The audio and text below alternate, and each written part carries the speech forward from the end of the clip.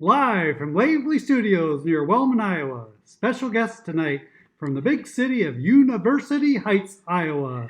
Traveling road scholars Papa Mike and Crazy Aunt Jane. Take over.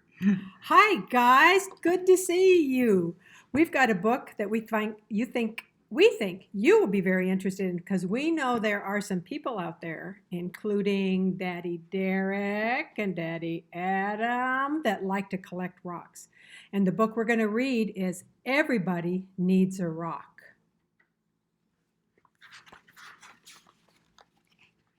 Everybody needs a rock. You can see there's beautiful pictures here.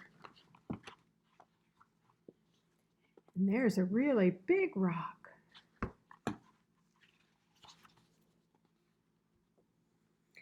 Everybody needs a rock.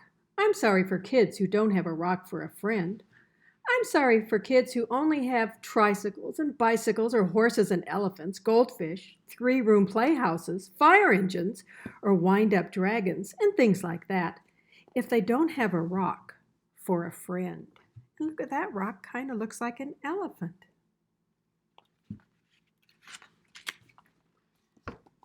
That's why I'm giving them my own 10 rules for having and finding a rock. Not just any rock, I mean a special rock that you find yourself and keep as long as you can, maybe forever. And there's a pretty rock again.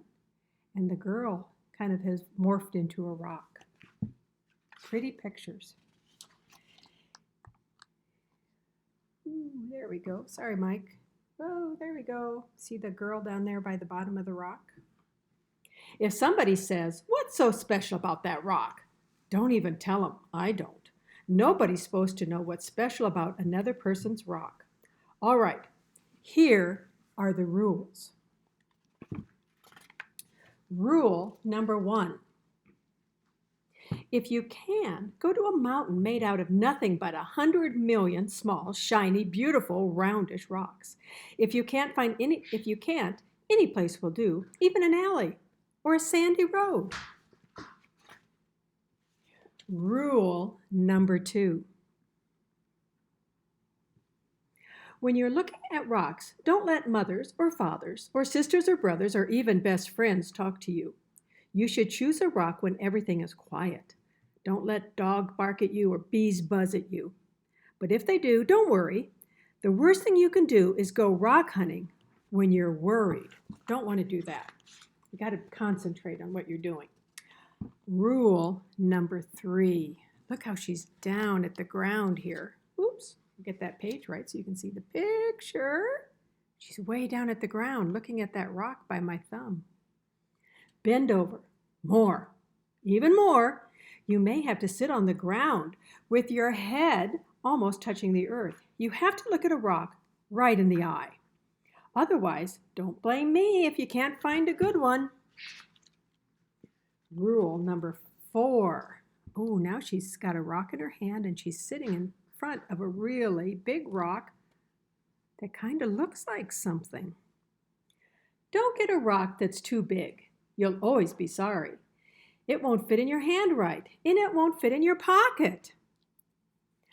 A rock as big as an apple is too big.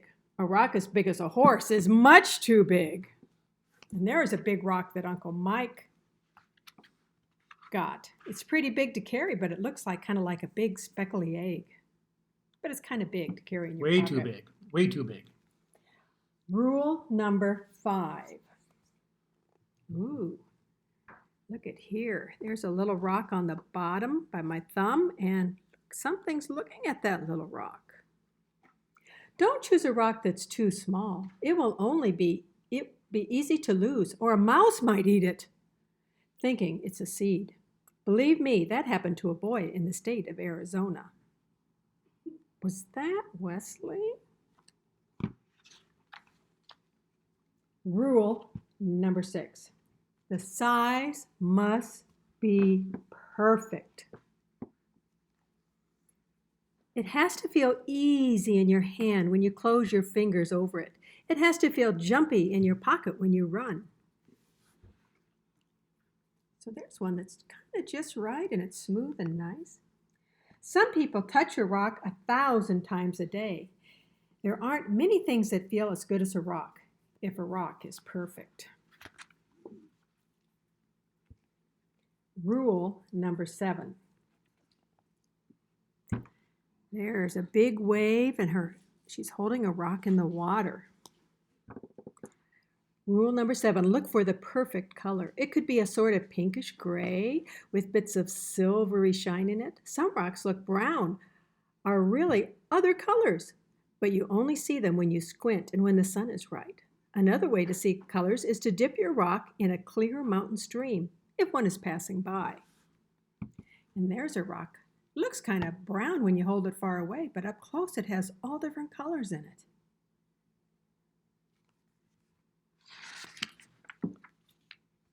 Rule number 8. The shape of the rock is up to you. There's a girl in Alaska who likes flat rocks. Don't ask me why. I like them bumpy. The thing to remember about shapes is this. Any rock looks good with 100 other rocks around the hill. But if your rock is going to be special, it should look good by itself in the bathtub. Now that's an interesting, different kind of rock, because another rock used to live inside of it and wore that hole in it. That's how we found that rock. It was already all worn down. Rule number 9. So here's a pretty picture of a mountain, and it gradually turns into the hair of the little girl. Always sniff a rock.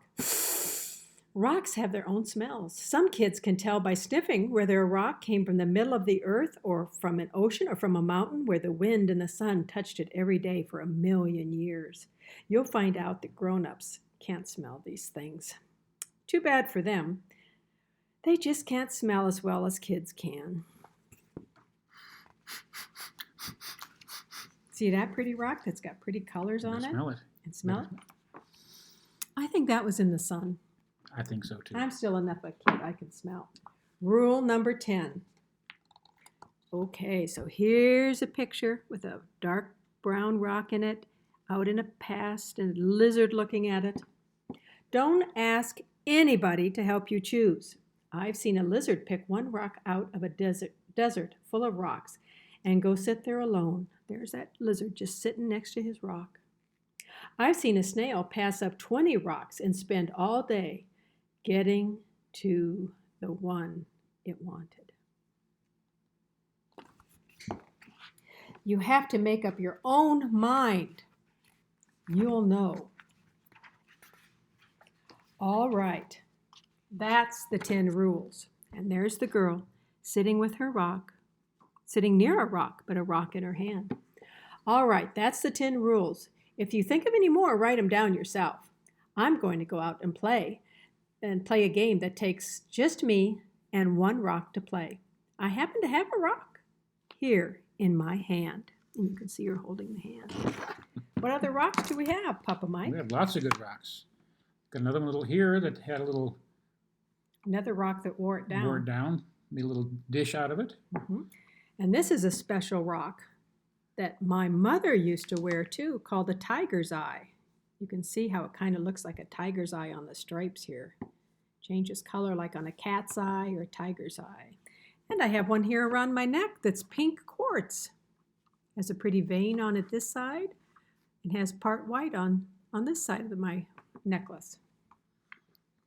All kinds of rocks. You just got to pick out the right one for you. There's pretty white one that's smooth and has gray lines in it. You have to pick it out just for you. So I hope you have a good day today and maybe go find a rock. The perfect rock. Just for you. You pick it. Don't let your mom and dad or brothers and sisters tell you. You pick it.